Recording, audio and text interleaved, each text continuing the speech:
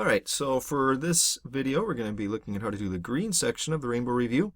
And in number 1 they're asking us to use the graph to find the solutions to the equations there. So we're trying to find the x values. And the x values are where these two intersect are at x is -3 and where x is +3. Those would be your solutions for that one. Now for the next one, we need to graph this out. Now we're going to graph this as two separate equations. So we would first graph the absolute value of x plus 2 minus 3, and then a separate graph would be y equals 2. Now y equals 2 is just going to be a horizontal line, so I'm going to start with that one. Not the most straightest. Let's see if I can redo that.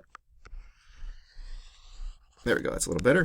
And so now we're going to graph x, the absolute value of x plus 2 minus 3. Now remember, with an absolute value function, the vertex originally would have been at 0, 0, but x plus 2 means it's going to go to the left 2 units, and the minus 3 means it's going to go down 3 units. So I'm going to find the point where it goes left 2, down 3, which would be right there.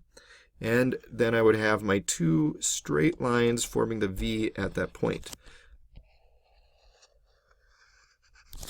So those would be my two straight lines. So the solutions there, the x values that would make those two equations equal would be where x equals -7 and +3. So that would be our answer for number 2. All right. Looking at number 3, it says use a graphing calculator to approximate the solutions of the equation to the nearest tenth. All right, so if you go to your graphing calculator, I'm just going to use Desmos for this. But we were going to type in that first equation, so it would be x squared, and then followed by plus 6x minus 8. And if I type in the second part to that same equation, it's going to be the absolute values. So remember, you have to type in the letters ABS for absolute value, and then in parentheses, x minus 1. And then make sure you close off those parentheses. And then we're going to have the plus 3.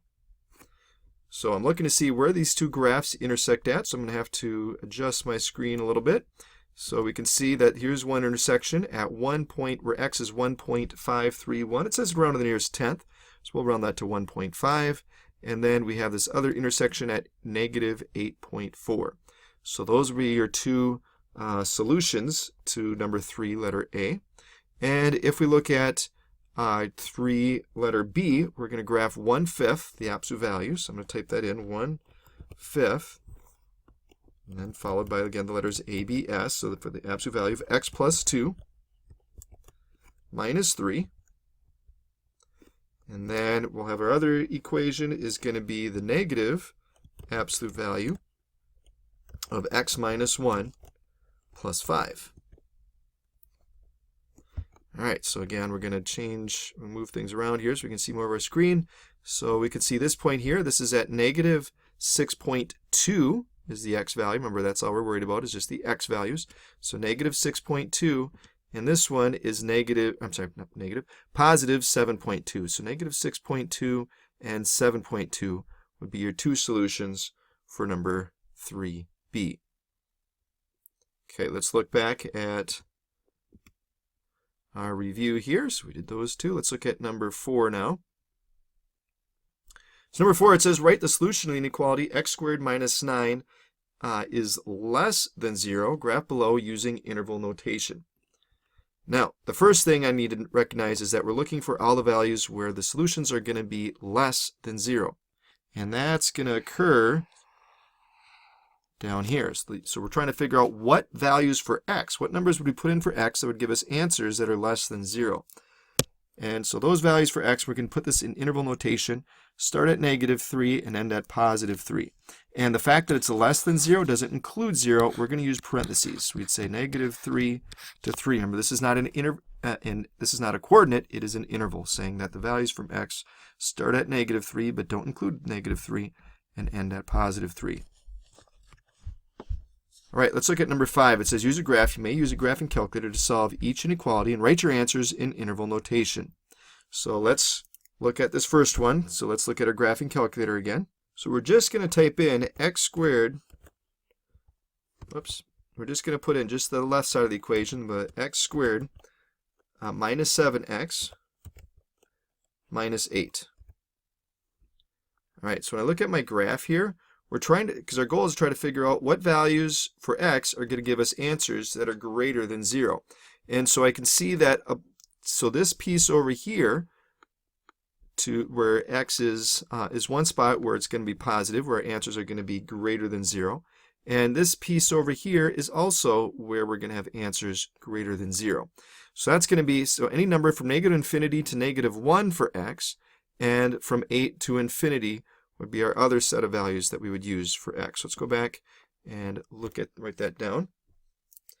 So it would be from -infinity to -1, and from 8 to infinity.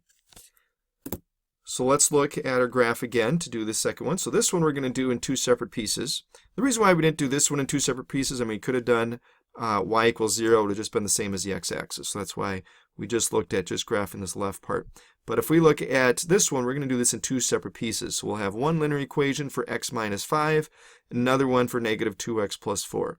And this is where having a calculator with a color screen is going to be really useful. That's why Desmos is good, or your TI Inspired calculator is also a good tool. So starting with x minus 5, and then we would have our separate one as -2x plus 4. And so we're trying to figure out, when is x minus 5, this red one, bigger, when are our values going to be bigger than our blue one? And so here's where they intersect at. So before that, the blue graph, you can see the answers, the y values are higher than the red graph.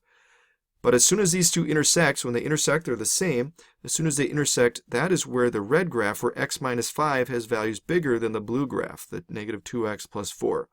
So we would say when, so it would say starting from -2 on, but -2 would not be included because that's when they are the same. So we would just say from -2 to infinity. All right, lastly, let's look at the story problem. Cindy is longboarding 6 miles ahead of Tamira.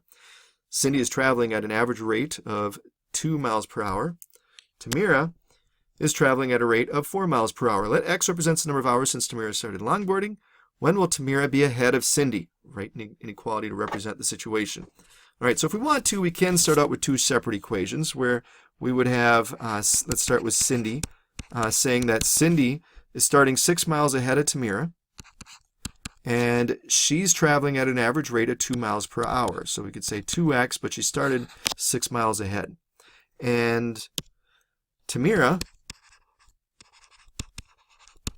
she is she's starting from home, and so she's starting at 0, we could say, but she's going faster. She's going twice as fast. She's going 4 miles per hour. Now the question is asking us, when will Tamira be ahead of Cindy? Okay, because right now Cindy's starting out ahead of Tamira, but we want to figure out at what point is Tamira going to be ahead of Cindy. So in other words, we're going to say, when is 4x going to be greater than 2x plus 6? That's what we're trying to find out. So we're going to graph these two separately, and we could just do this on our grid here. That's why I provided that for you. So the 2x, let's start with the 2x plus 6. So that means you're going to have a y-intercept that's in slope-intercept form, so we're going to have a y-intercept of 6 and a slope of 2. So I'm going to go up 2 over 1, up 2 over 1, up 2 over 1, and so on. So that represents Cindy's graph, Cindy's graph. And now let's graph Tamira. Tamira is 4x. So it's starting here at 0. Y-intercept is 0 and a slope of 4. So we're going to go up 4 over 1, up 4 over 1, 1, 2, 3, 4. And then up 4 over 1, 1, 2, 3, 4. So at this point here is where they're going to intersect. But then after that point, that is where Tamira now is going to be ahead of Cindy. So your answer for this one would be after, and that time would be 3 hours. So after 3 hours, Cindy's ahead. So that's all you would do, number 6. So hopefully that answers the questions that you had from this part of your review.